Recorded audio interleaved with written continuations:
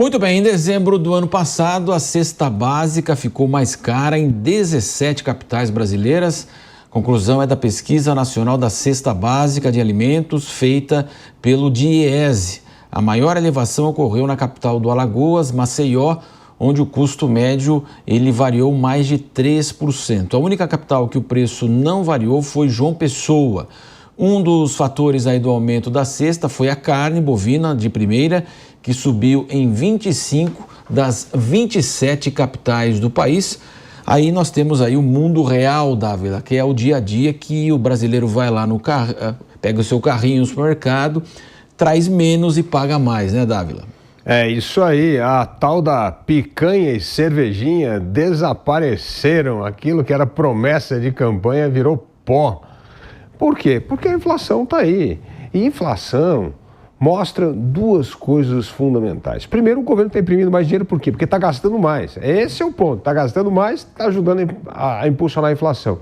E esse ano mesmo, o governo agora está celebrando que atingiu a meta da inflação. Não atingiu a meta, não. A meta era 3, atingiu 4,5, que é o topo da meta, que é bem diferente do que atingir a meta.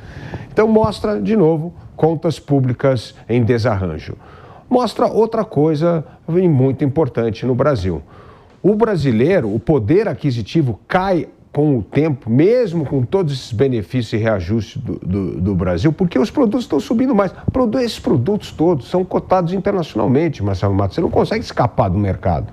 Então, o único jeito de você tentar derrubar o preço artificialmente é subsidiando. E subsidiar significa mais gasto do governo para subsidiar. Esse é o ponto. O governo tira imposto de alguns produtos da cesta básica, é isso que cria esta ilusão de que os preços não estão subindo. Mas onde insurge, onde tem imposto, não tem como.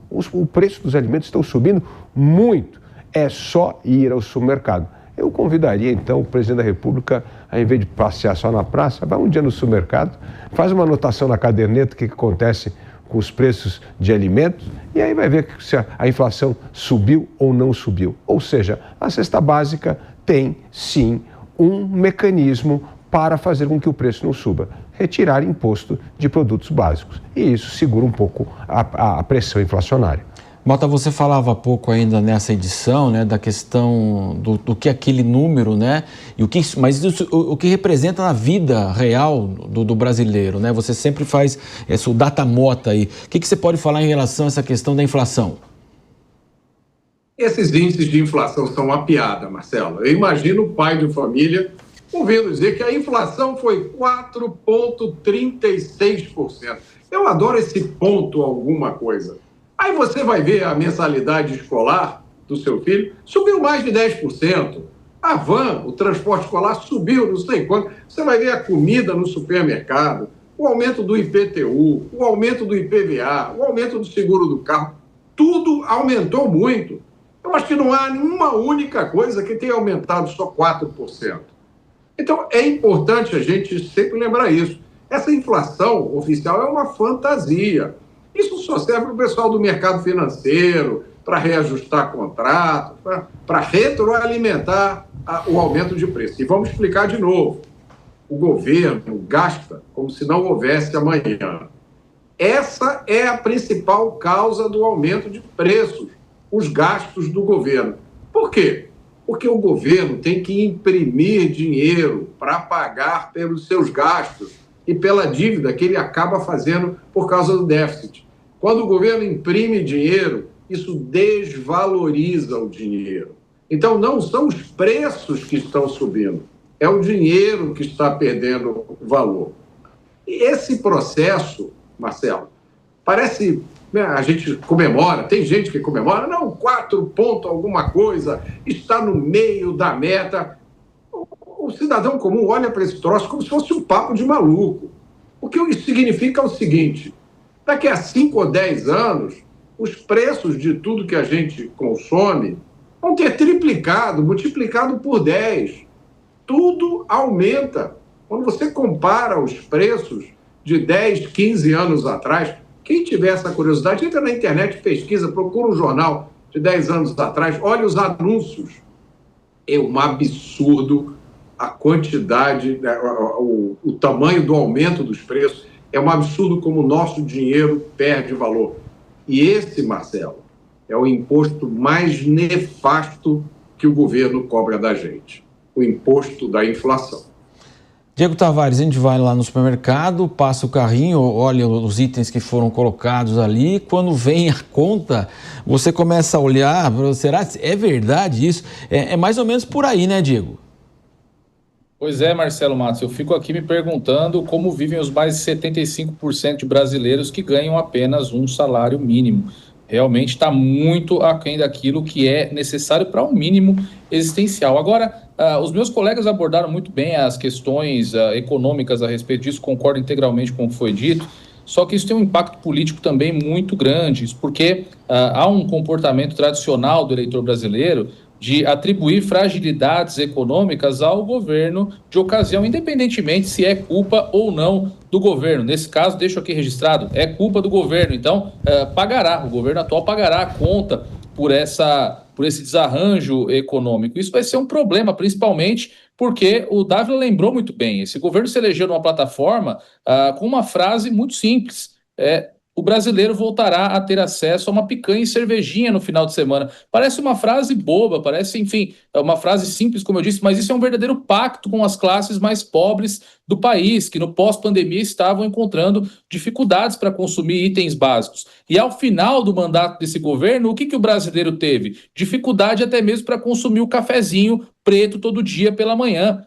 Então, certamente, isso vai gerar uma fatura eleitoral que, caso não seja resolvida até a época das eleições, e nós sabemos, já até falamos sobre isso hoje, que em ano eleitoral é ano de vale tudo, vem aqueles muitos pacotes de bondades que parece que está melhorando a vida das pessoas, mas no longo prazo nós sabemos que está causando mais fragilidade econômica ainda e deteriorando mais ainda o poder de compra. Nós sabemos que isso pode gerar aí um passivo eleitoral ao governo Lula. Vamos ver como que isso se desenrola até outubro. Mas o fato é que a dificuldade do brasileiro em fazer as compras no supermercado, ao lado de temas como segurança pública, enfim, e outros temas que serão debatidos nas eleições, certamente trarão dificuldades para as narrativas do atual governo no projeto de reeleição.